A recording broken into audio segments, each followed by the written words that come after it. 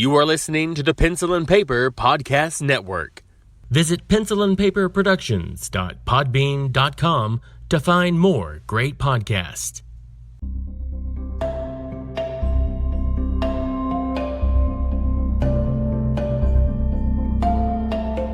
Hello and welcome to As I Recall It, a podcast featuring stories and anecdotes of years past. Did they happen exactly as I said? Probably not, only as I recall it.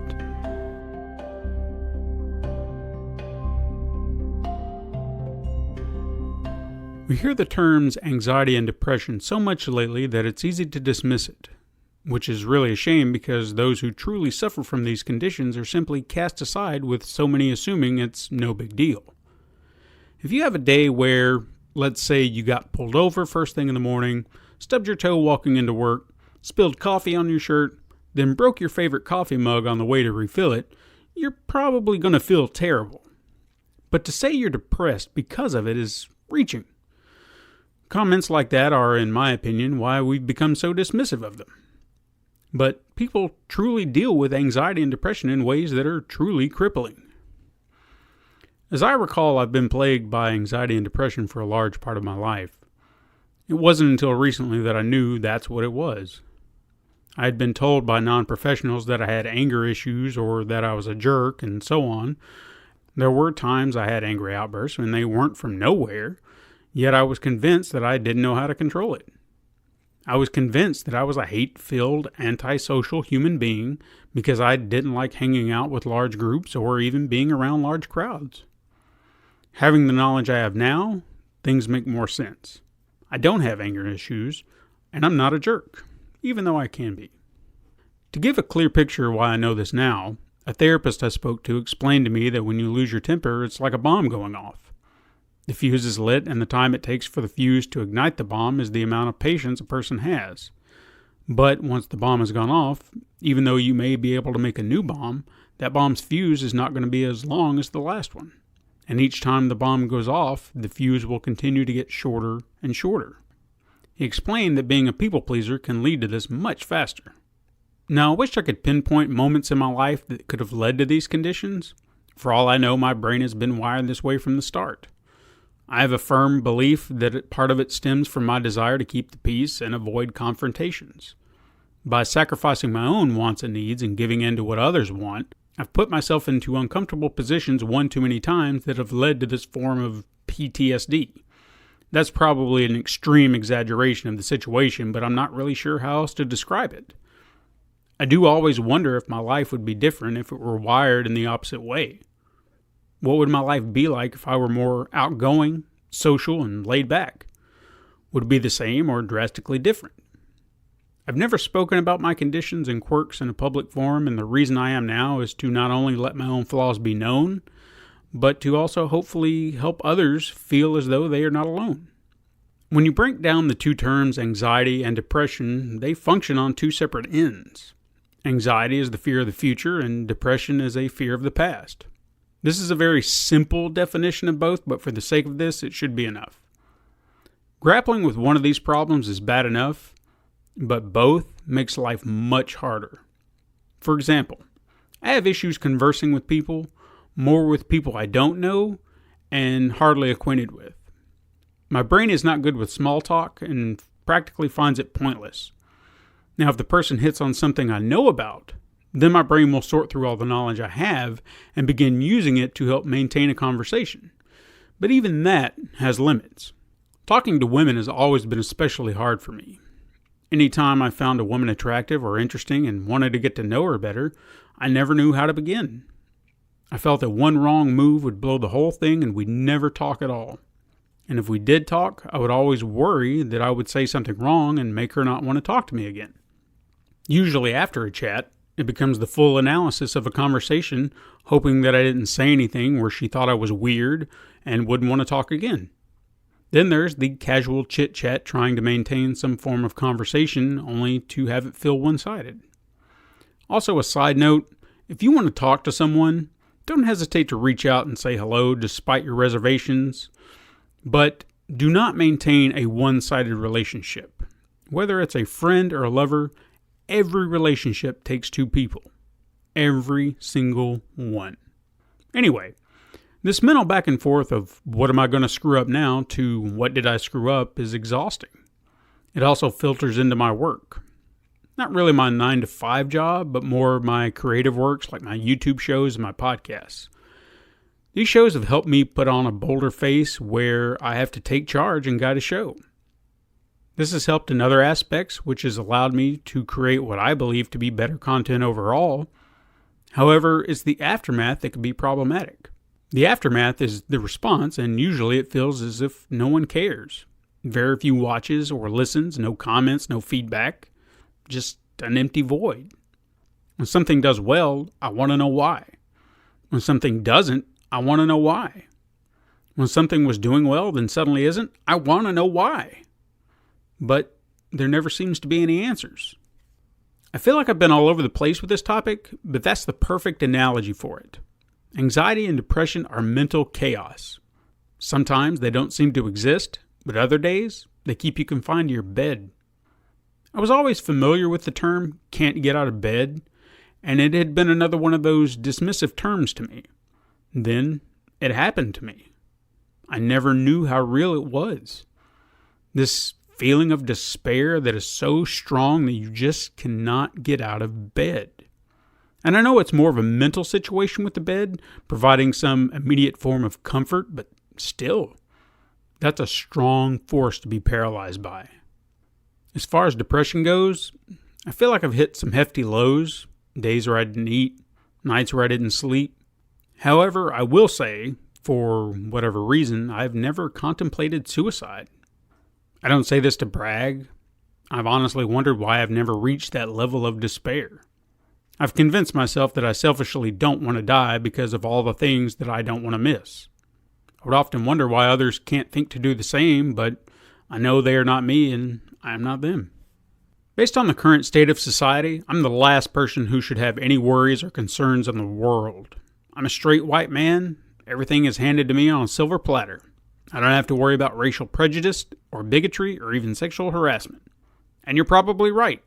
I don't have to worry about these things. But I do.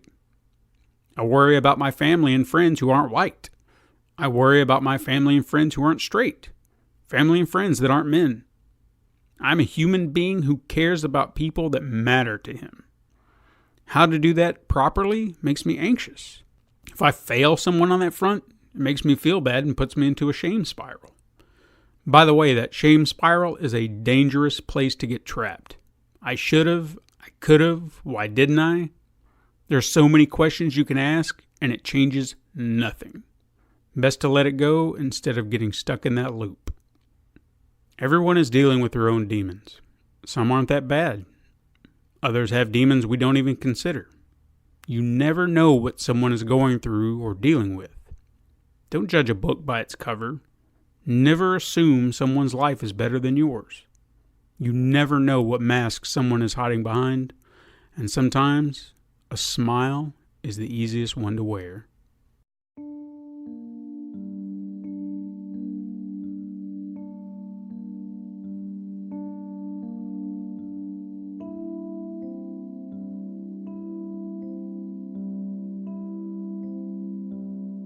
I've debated several times about whether or not I wanted to use this platform to speak about my oldest and dearest friend, but that's what the intention is here, a look back.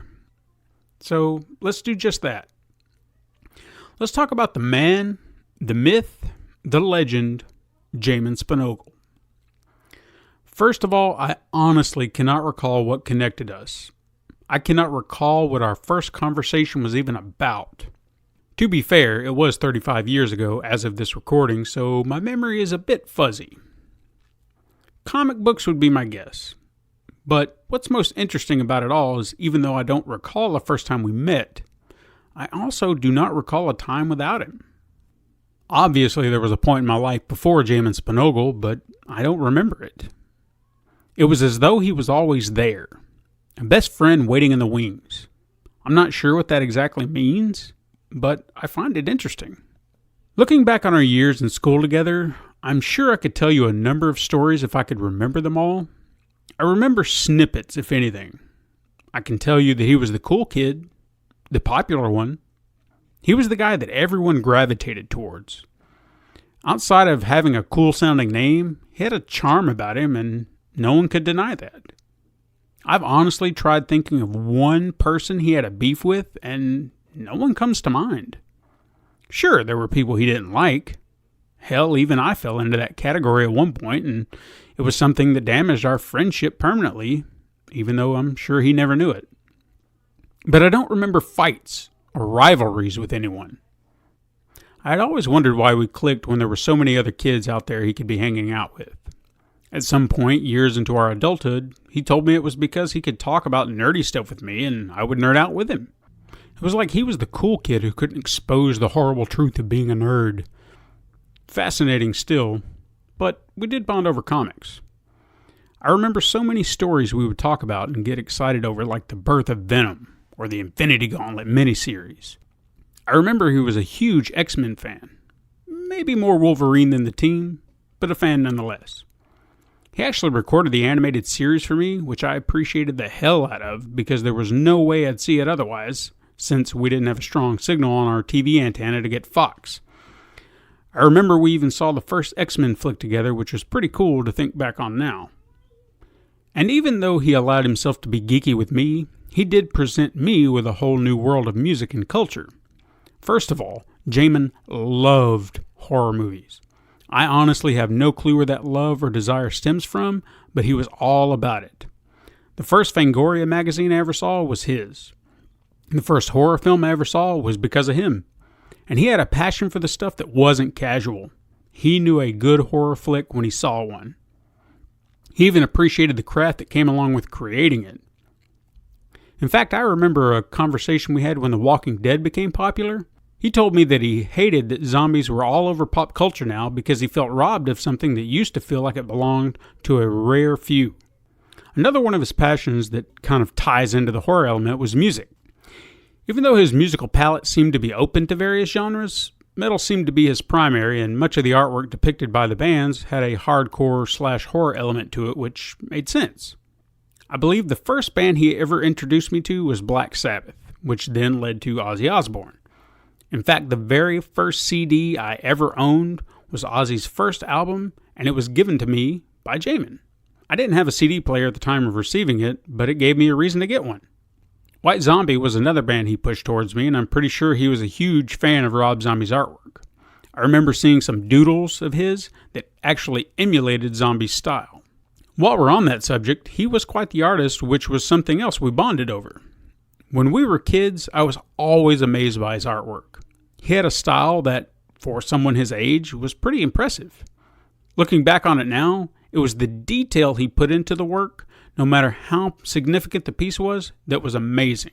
He always found a way to make it pop. I was never quite as good as he was, and always looking to improve my craft. I believe each time I evolved my art, I was looking for his approval. Not to saying he never gave me any, but I eventually stopped pursuing it. It was better for me, and even without it, I continued improving my craft. I don't believe I mentioned this before, but if you recall a previous episode where I talked about a comic I did called Steven's Wacky Maze, Jamin became a character in that comic. Since the protagonist of the story was, in essence, me, I needed a best pal to help when things got rough. And I never wanted Jamin to be written like a sidekick. He was always an equal. In fact, as I progressed these characters into other stories and situations, I moved them into separate spaces that were more befitting to them both. I wrote Jamin's character into a team of demon hunters, which leaned more into the horror aspects that he liked so much. In fact, he actually created a character for one of the stories that I wrote for the team. I considered it one of the better things that I'd ever written, and it was all because of him. I enjoyed the dynamic of our characters moving into two separate directions, and it felt more realistic because we did. Now, I really debated on this section because it's pretty revealing, but I don't feel as though it taints Jamin's name in any way, and if I felt that it did, I wouldn't mention any of this.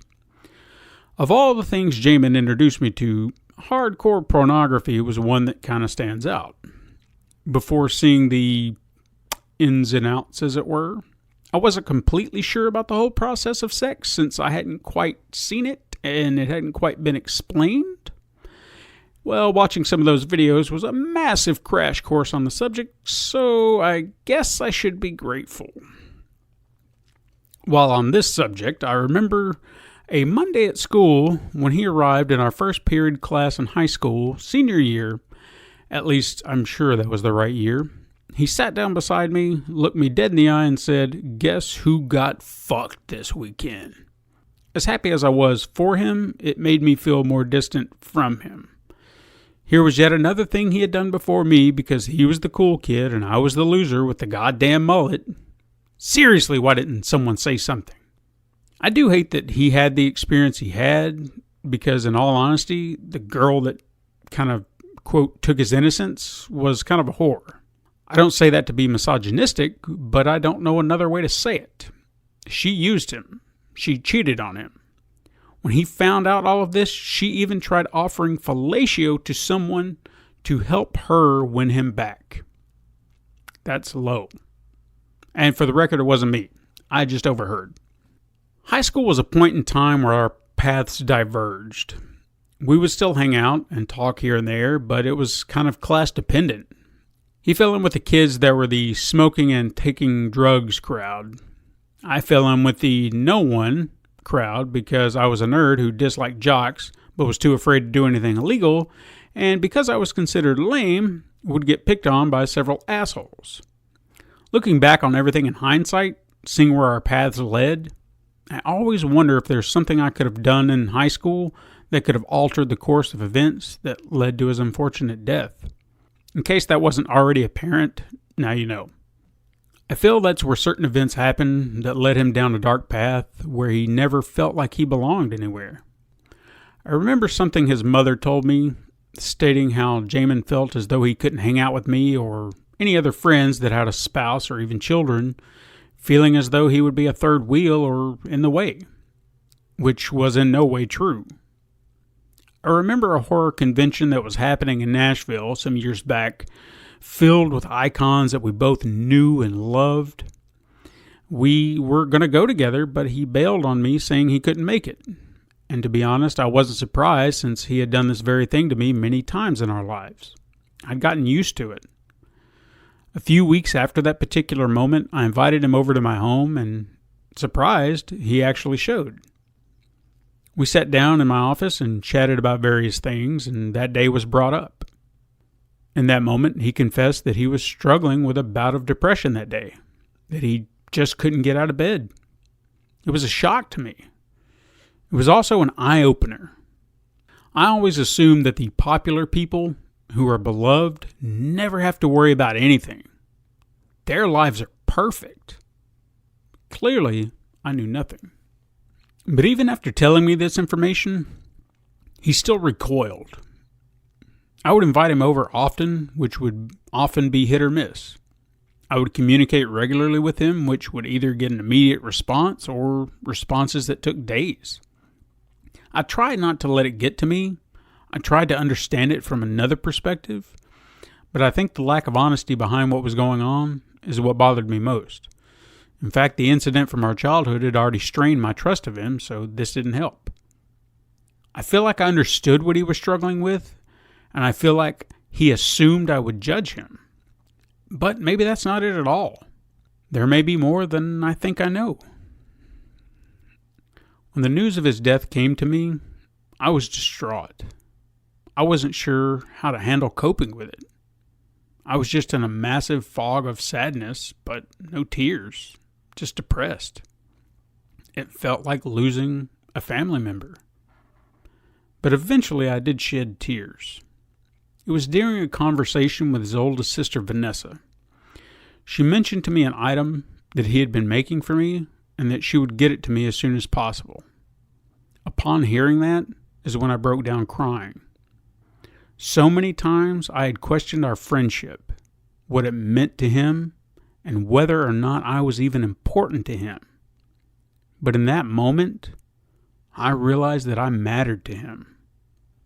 But to not only realize this after the fact made it much more difficult to deal with.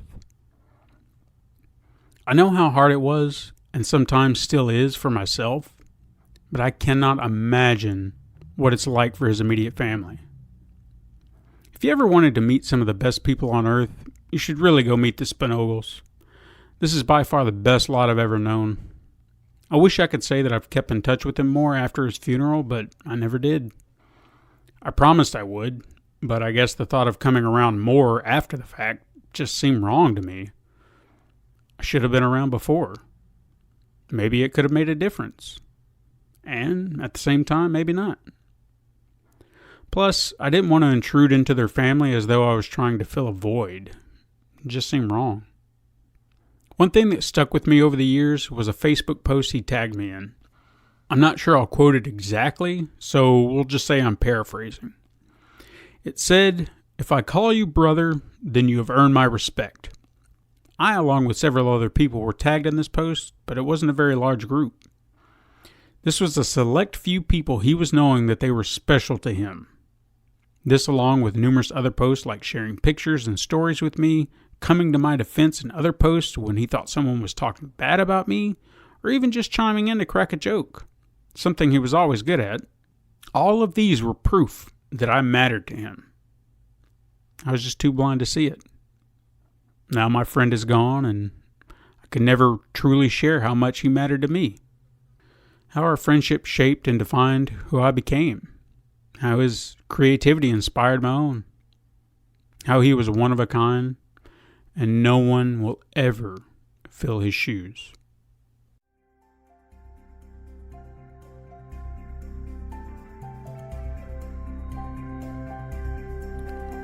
Thank you so much for listening. I hope you enjoyed our stories. If you want to support the show, you can go to patreon.com/pencilandpaperproductions or pencilandpaperproductions.podbean.com and click Become a Patron in the top right-hand corner. Remember, you can tell your friends to find us on the Pencil and Paper Podcast Network, found on Apple Podcasts, Podbean, Spotify, Google Play, Stitcher, or wherever you find your podcasts, and even youtube.com/pencilandpaperproductions. Thank you so much for joining us, and I hope you'll join us again next time for more stories.